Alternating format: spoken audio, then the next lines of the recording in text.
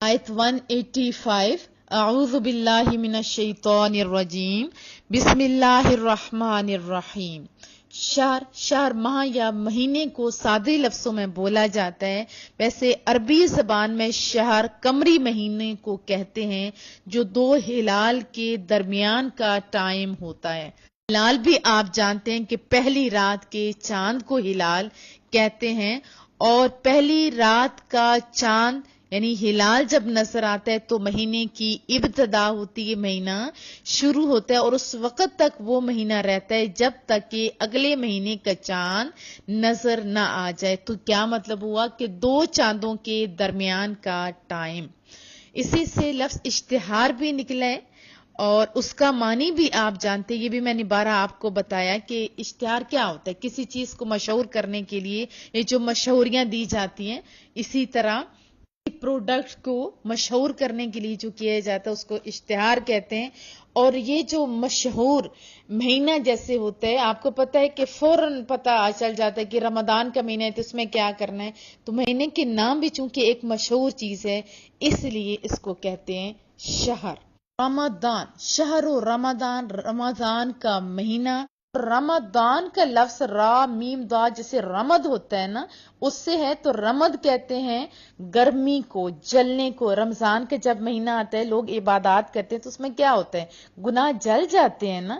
اور ساتھ ضمناً یہ بھی بتا دوں کہ مہینوں کے جو نام ہیں وہ اسلام کے آنے کے بعد نہیں بلکہ زمانے جاہلیت میں یہ نام رکھے گئے۔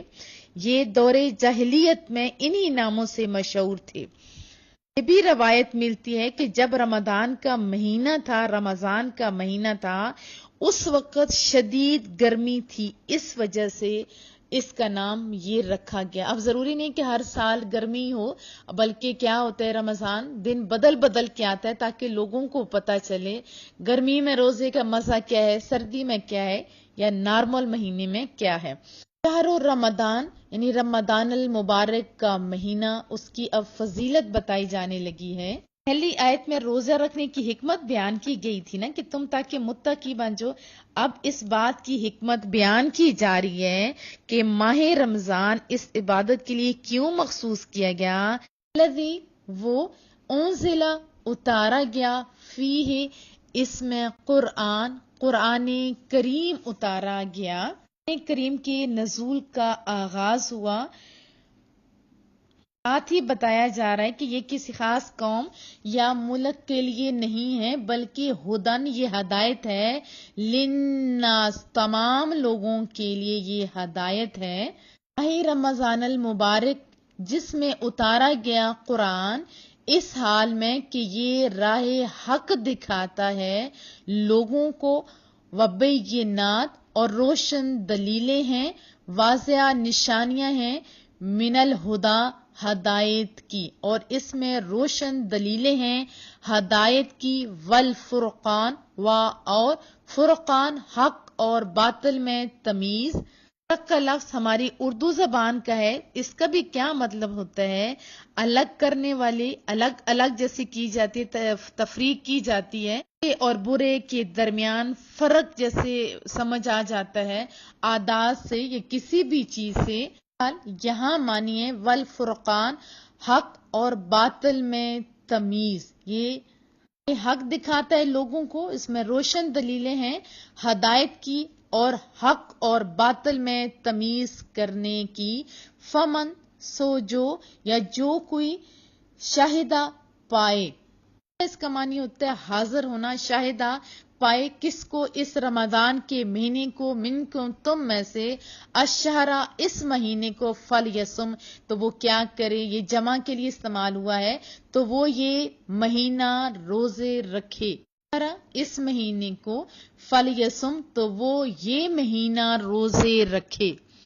جو کوئی پائے تم میں سے اس مہینے کو تو وہ یہ مہینہ روزے رکھے۔ ہاں ومن اور جو کوئی کانا ہو مریدن بیمار ہو، او یا علی سفر یا سفر میں ہو، وہ کیا کرے، فعدہ تو اتنے روزے یعنی گنتی پوری کر لی، من ایام اخر دوسرے دنوں میں، یعنی دوسرے دنوں میں رکھ کے گنتی پوری کر لے۔ اور جو کوئی بیمار ہو یا سفر میں ہو تو اتنے روزے اور دنوں میں رکھ لے۔ یرید اللہ چاہتا ہے کریم رب، کیا چاہتا ہے؟ بکم اليسر تمہارے لیے سہولت چاہتا ہے، آسانی چاہتا ہے، ولا اور نہیں چاہتا کیا؟ ولا یرید اور نہیں چاہتا، بکم تمہارے لیے عسر دشواری، اللہ تو آسانی چاہتا ہے، اللہ تمہارے لیے سہولت چاہتا ہے اور نہیں چاہتا تمہارے لیے عسر یعنی دشواری نہیں چاہتا۔ تکملو اور تم کیا کرو؟ اس کی تکمیل کر لو، مکمل کر دو، اور تم مکمل کر لو، پورے کر لیا کرو عدہ گنتی کو، والے تکبرو اور بڑائی بیان کرو کس کی؟ اللہ کی، علی پر، ما ہداکم جو اس نے تمہیں ہدایت دی، ولعلکم اور تاکہ تم تشکرون شکر گزاری کیا کرو، تاکہ تم شکر گزار بن جاؤ۔ اللہ کی بڑائی بیان کیا کرو اس پر کہ اس نے تمہیں ہدایت دی اور تاکہ تم شکر گزاری کیا کرو۔ یہ آیت میں بتایا گیا تاکہ تم متقی بن جاؤ، اور اس میں یہ حکمت بتائی گئی تاکہ تم شکر گزار بنو، کیونکہ جس ماں میں اتنی بڑی نعمت سے سرفراز کیا گیا ہو وہ ماں اس قابل ہے کہ اس کا ہر لمحہ ہر لہجہ اپنے محسن حقیقی کی شکر گزاری میں صرف کر دیا جائے، گزارا جائے۔ اور اس نعمت کی شکر گزاری کی بہترین صورت یہی ہے کہ دن میں روزہ رکھو، رات کو قرآن کریم پڑھو یا سنو، تاکہ اس مہینے میں نفس کی ایسی تربیت ہو جائے کہ وہ اس بار امانت کو اچھی طرح اٹھا سکے۔ اس آیت کا آخری حصہ بڑا ہی پیارا، لعلکم تشکرون۔ پھر آپ ترجمہ کریں تو آپ کو زیادہ مزہ آئے گا کہ رمضان کا مہینہ ہے جس میں قرآن کریم نازل کیا گیا، جو لوگوں کے لیے ہدایت اور رہنمائی ہے اور فیصلے کی روشن باتوں پر مشتمل ہے۔ تو تم میں جو کوئی یہ مہینہ پائے تو ضرور اس کے روزے رکھے، ہاں جو بیمار ہو یا سفر میں ہو تو اتنے روزے اور دنوں میں رکھے۔ اللہ تم پر آسانی چاہتا ہے اور وہ تمہارے لیے دشواری نہیں چاہتا، اور یہ آسانیاں اس لیے ہیں تاکہ تم روزوں کی تعداد پوری کر لو، اور تاکہ تم اس بات پر اللہ کی بڑائی بیان کیا کرو کہ اس نے تمہیں ہدایت دی، اور تاکہ تم شکر گزار بن جاؤ۔ اب شہر رمضان کا مہینہ، اس کی عظمت اور فضیلت کا بیان ہے، اور دو اہم فضیلتیں اس میں یہ بتائی گئی کہ اس میں قرآن کریم نازل ہوا، اتارا گیا، اور دوسری یہ کہ روزوں کے لیے اس مہینے کا انتخاب ہوا، اسی مہینے کا انتخاب ہوا نا۔ قرآن کریم کے نازل ہونے کی ابتدا رمضان میں ہوئی۔ روایات مشہور ہیں، ایک تو یہ کہ مکمل قرآن کریم شب قدر میں لوح محفوظ سے آسمان دنیا کی طرف اتارا گیا اور بیت العزت میں رہا، اور دوسری یہ ہے کہ یہ جبرائیل امین کے ذریعے مصطفیٰ کریم صلی اللہ علیہ وسلم کے قلب اطہر پر نازل کیا۔ ویسے ڈیوریشن تو اس کا زیادہ ہے نا، اس سال کا عرصہ ہے تقریباً۔ رمضان کی شان دیکھیے، پورے قرآن کریم کے اندر آپ دیکھیں تو وہ واحد مہینہ ہے جس کا نام قرآن کریم میں آیا، اور قرآن مجید سے نسبت کی وجہ سے ماہ رمضان کو عظمت ملی، شرافت ملی۔ اس سے چند باتیں معلوم ہوتی ہیں عقل والوں کے لیے، ٹھیک ہے؟ جیسے میتھمیٹک کے لیے فارمولا ایک سمجھا دیا جاتا ہے، پھر پوری جو ہوتی ہے ایکسرسائز سمجھدار ذہین بچے خود اس کو سالو کرتے ہیں، ایسا ہوتا ہے نا۔ اور جو تھوڑے کنذہن بچے ہوتے ہیں یا فسادی بچے ہوتے ہیں وہ کیا چاہتے ہیں کہ ہر ایک سوال انہیں سالو کر کے دے دیا جائے۔ یہاں پہ بھی ایک فارمولا ہمیں بتا دیا گیا کہ دیکھیں کہ رمضان کی وجہ فضیلت کی کہ اس کی نسبت قرآن کریم ہے، یہی وجہ ہے نا، تو یہ اس کی عظمت اور شرافت کی واضح وجہ ہے۔ یہ پتہ چلتا ہے کہ جس وقت کو کسی شرف اور عظمت والی چیز سے نسبت ہو جائے وہ قیامت تک شرف والا ہے. 1 مہینہ تو نازل ہو وہ بات سمجھ آتی ہے، لیکن یہ قیامت تک ہے، یہی ہے نا. اس لیے جس دن اور گھڑی کو مصطفیٰ کریم صلی اللہ علیہ وسلم کی ولادت اور معراج سے نسبت ہے وہ عظمت اور شرافت والے ہوئے یا نہ ہوئے. جیسے کہ جمعے کا دن، اس دن کیا ہوا؟ مصطفیٰ کریم صلی اللہ علیہ وسلم کی بہت ساری احادیث مسلم شریف میں اور مختلف کتابوں میں پائی جاتی ہیں کہ جمعے والے دن آپ یہ کام کرو، جیسے کثرت سے آپ درود پاک پڑھو. کیوں؟ کیونکہ اس دن حضرت آدم علیہ السلام پیدا ہوئے تھے، یہی ہے نا، اور اسی دن اس دنیا سے اٹھائے جائیں گے. اور بھی جمعے کو بہت ساری نسبتیں ہیں، لیکن بنیادی وجہ یہ بھی بتائے گی نا. اس کو عظمت ملی حضرت آدم علیہ السلام کی وجہ سے، اور مومنوں کے لیے یہ یوم عید بھی کہلایا جاتا ہے. اس طرح حضرت یحییٰ علیہ السلام کی پیدائش، وصال اور زندہ اٹھائے جانے کے وقت پر قرآن کریم نے سلام فرمایا گیا، جیسے سورہ مریم میں. اسی طرح حضرت عیسیٰ علیہ السلام کا اپنی پیدائش، وصال اور زندہ اٹھائے جانے کے دن پر سلام فرمایا گیا، یہ بھی سورہ مریم میں ہے. یہاں پہ ایک جو واضح بات ہے کہ قرآن کریم ایک دفعہ نازل ہوا وہ تو بات سمجھ میں آئی، لیکن حکم ہے کہ ہر شب قدر کو آپ عبادت کرو. رمضان کے آخری دنوں میں تاک راتوں میں شب قدر کو ڈھونڈو، اور اس کی اہمیت اتنی زیادہ بتائی گئی. انا انزلناہ فی لیلۃ القدر، لیلۃ القدر خیر من الف شہر، تنزل الملائکۃ والروح فیہا باذن ربہم من کل امر، سلام ہی حتی مطلع الفجر. ترجمہ: بے شک ہم نے اس قرآن کو اتارا ہے شب قدر میں. اور آپ کچھ جانتے ہیں کہ شب قدر کیا ہے؟ شب قدر تو بہتر ہے 1000 مہینوں سے. اس میں کیا ہوتا ہے بتایا؟ تنزل الملائکہ، اترتے ہیں فرشتے، والروح اور روح القدس اس میں، فیہا باذن ربہم، اپنے رب کریم کے حکم سے، من کل امر، ہر امر خیر کے لیے. پھر کہا سلام، سراسر سلامتی ہے لوگوں. یہ حتی مطلع الفجر، یہ کب سے کب تک کا ٹائم بتایا؟ یہ رہتی ہے طلوع فجر تک. جس رات یہ قرآن کریم نازل ہو تو اس کی یہ شان ہے، اور جن پہ قرآن کریم اتارا گیا ان کی کیا شان ہوئے، اس کا اندازہ تو اہل محبت اور اہل ایمان ہی لگا سکتے ہیں. جس مہینے میں مصطفیٰ کریم اس دنیا میں تشریف لائے اس کا ایک ایک لمحہ برکتوں والا ہے، اس کا ایک ایک لمحہ عظمتوں والا ہے. اس مہینے کی بھی ہمیں قدر کرنی چاہیے. رمضان کو فضیلت قرآن کی وجہ سے اور ربیع الاول کی شان مصطفیٰ کریم صلی اللہ علیہ وسلم کی وجہ سے.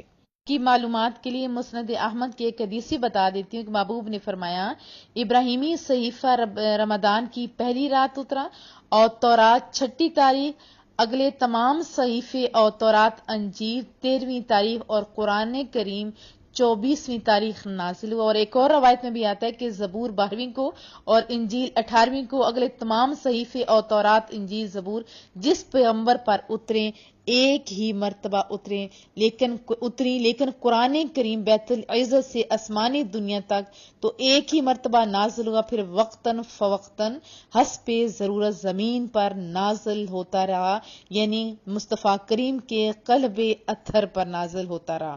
بتایا گیا ہدی للناس، یہ ہدایت ہے تمام لوگوں کے لیے. ہدایت عملی اور ہدایت علمی یہ بھی ان کی اقسام ہوتی ہیں، لیکن میں آپ کو سادے لفظوں میں بتا دوں کہ اس قرآن کریم کو خالی مسلمان ہی نہیں پڑھتے بلکہ غیر مسلم بھی اس کو بعض کتاب کے طور پہ، بعض جب یہ جو سائنسدان ہے خصوصاً اور ڈاکٹرز حضرات میں سے میجورٹی نے قرآن کریم کا ترجمہ پڑھا ہوتا ہے اور اس سے فائدہ وہ لے رہے ہوتے ہیں. تو یہاں پہ بتایا گیا اس میں یہ رائے حق دکھاتا ہے لوگوں کو، وبینات من الہدا، اس میں روشن دلیلیں ہیں ہدایت کی اور حق اور باطل میں تمیز کرنے کی.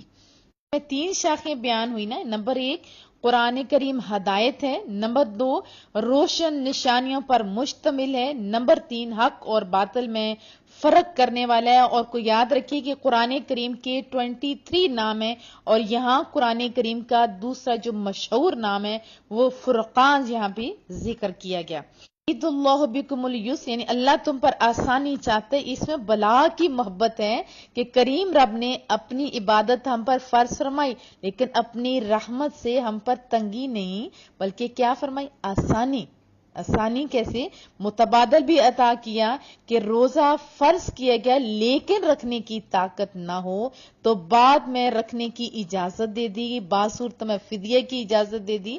بہت ساری چیزوں میں ہمارے لیے اللہ نے آسانیاں رکھی ہوئی ہیں. جیسے نماز فرض ہے، جیسے روزہ فرض ہے، ایسے نماز بھی فرض ہے. اس میں کیا ہے کہ کھڑے ہو کے نماز پڑھو. ہاں اگر طاقت نہیں تو بیٹھ جاؤ، وہ بھی طاقت نہیں تو لیٹ جو ہے نا. اللہ پیار کرنے والا کتنی اجازتیں دے رہا ہے سونا رب.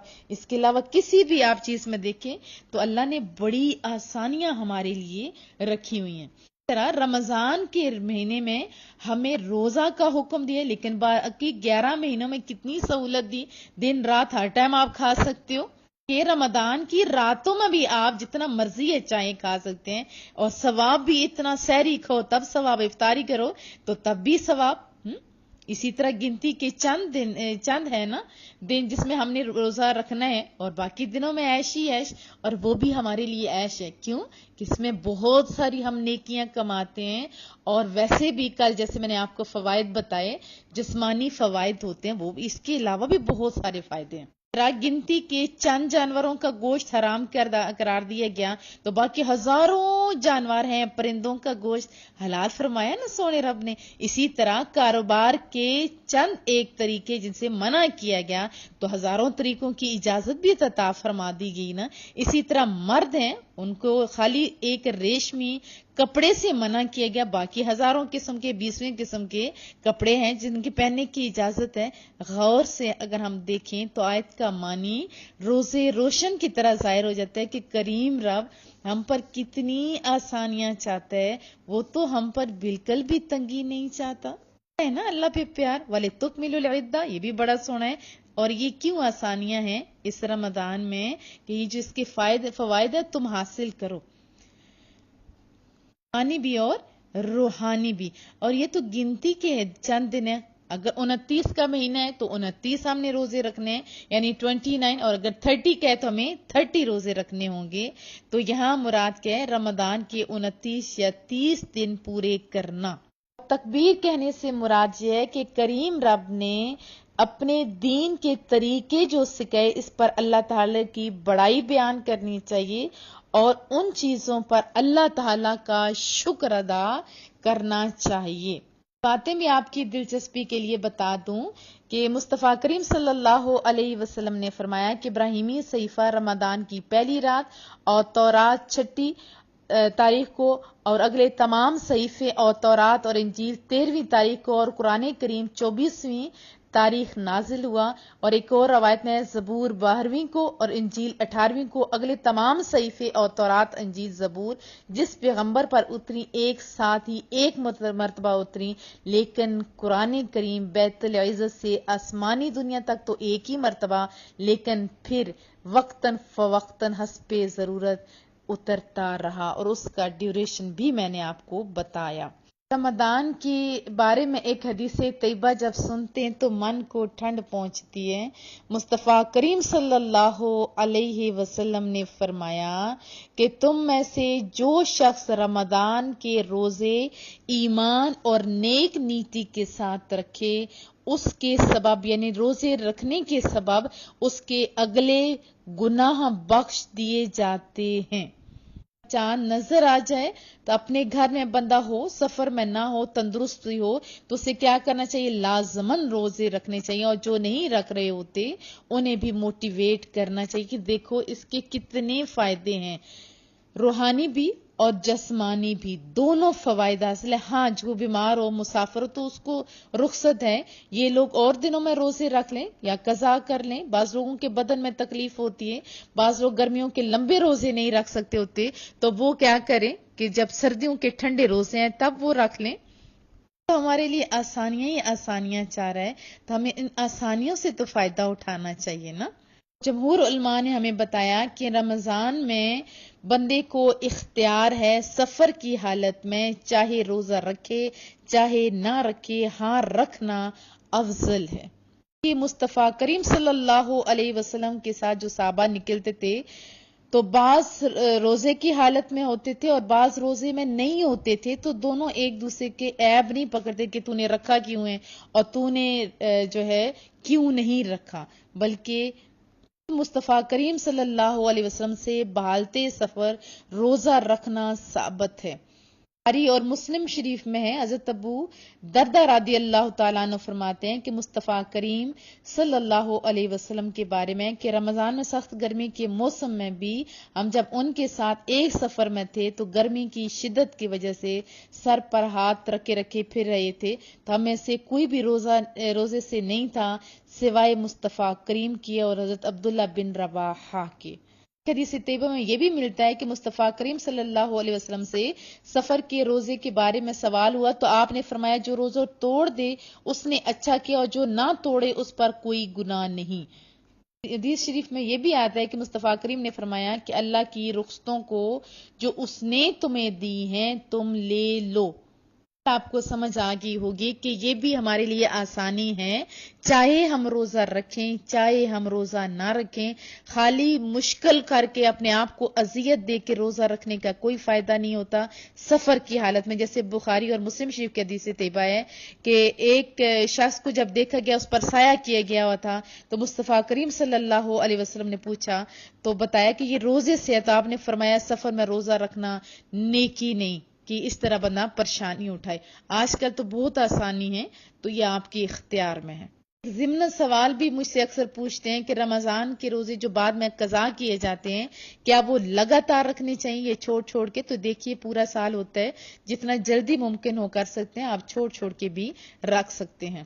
اس آیت مبارکہ میں بھی آسانی کا بار بار آسانی کا تذکرہ آیا ہے نا۔ مصطفیٰ کریم صلی اللہ علیہ وسلم نے فرمایا بہترین دین وہی ہے جو آسانی والا ہو، بہترین دین وہی ہے جو آسانی والا ہو۔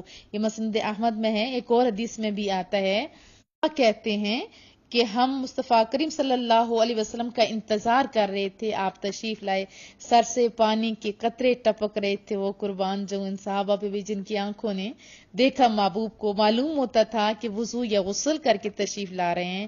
جب نماز سے فارغ ہوئے تو لوگوں نے آپ سے سوالات شروع کر دیے، محبوب صلی اللہ علیہ وسلم کیا فلاں کام میں کوئی حرج ہے، فلاں کام میں کوئی حرج ہے؟ تو آخر میں محبوب صلی اللہ علیہ وسلم نے فرمایا اللہ کا دین آسانیوں والا ہے، 3 مرتبہ یہی فرمایا۔ یہی کی ایک اور حدیث میں بھی ہے، مصطفیٰ کریم صلی اللہ علیہ وسلم فرماتے ہیں کہ لوگوں آسانی کرو سختی نہ کرو، تسکین دو نفرت نہ دلاؤ۔ محبوب صلی اللہ علیہ وسلم نے حضرت معاذ اور حضرت ابو موسیٰ کو یمن کی طرف بھیجا تو کیا فرمایا کہ تم دونوں خوشخبریاں دینا، نفرت نہ دلانا، آسانیاں کرنا، سختیاں نہ کرنا، آپس میں اتفاق سے رہنا، اختلاف نہ کرنا۔ کتنا پیارا دین ہے۔ تکبیرات کا بھی حکم ہے، تو مسنون طریقہ ایک ساتھ یہ بھی بتا دوں، ہر فرض نماز کے بعد اللہ تعالیٰ کی حمد، تسبیح اور تکبیر پڑھنی چاہیے۔ حضرت ابن عباس رضی اللہ تعالیٰ عنہ سے روایت ہے کہ ہم مصطفیٰ کریم کی نماز سے فارغ ہونا صرف اللہ اکبر کی آوازوں سے جانتے تھے کہ اب وہ نماز سے فارغ ہو چکے ہیں۔ اس میں کیا بتایا، تم شکر کرو، یعنی اللہ تعالیٰ کے احکام بجا لا کر، اس کے فرائض کو ادا کر کے، اس کے حرام کردہ کاموں سے بچ کر، اس کی حدود کی حفاظت کر کے تم شکر گزار بندے بن جاؤ۔ کس کے؟ اللہ کے۔ اور جب آپ تنہائی میں آپ بیٹھے نا، اللہ اکبر، خالی اللہ ہی آپ کہہ کے دیکھے، آپ کے من کو لگے گا کہ میں نے کچھ بولا ہے۔ بلا کی اس نام میں چاشنی ہے، بلا کی محبت ہے اس نام میں، اللہ اکبر۔ زین العابدین نے اذان سنتے ہوئے کیا فرمایا تھا، یہ بھی میں نے آپ کو بتایا ہوا ہے. جب اللہ اکبر کی صدا آئی نا تو فرمایا ہم نے اس کی گواہی اپنا خون دے کر کی ہے. قرآن کریم کے بارے میں پورا ایک میں نے درس دیا ہوا، آپ لازمی سنیے. قرآن کریم ہم خوش نصیب ہیں کہ ہمارے ہاتھوں میں. ایک دفعہ صحابہ کرام اجمعین بیٹھے ہوئے تھے تو رسول اللہ صلی اللہ علیہ وسلم نے فرمایا کہ اس طرح فتنوں کا دور آئے گا جیسے ابھی ٹائم آیا پڑا ہے. تو صحابہ کرام نے ہماری طرح سوال نہیں شروع کر دیے تھے، کس طرح، کیا، کیوں نہیں. وہ پیاری سی ہستیاں تھیں، عرض کرنے لگے محبوبہ فتنے تو ہوں گے، نکلنے کی کوئی صورت؟ فرمایا نکلنے کی ایک ہی صورت ہے کہ تم قرآن کریم کے ساتھ جڑ جاؤ. مصطفیٰ کریم صلی اللہ علیہ وسلم نے فرمایا میں تمہیں دو چیزیں چھوڑے جا رہا ہوں، ان دونوں کو تھامو گے تو کبھی گمراہ نہیں ہوگے. نمبر 1 قرآن کریم، نمبر 2 سنتے کریمہ. قرآن کریم کے بہت سارے احکامات ہیں جن کی وضاحت ہمیں سنتے کریمہ سے ملتی ہے. اللہ پاک ہمیں سمجھنے، عمل کرنے کی توفیق عطا فرمائے.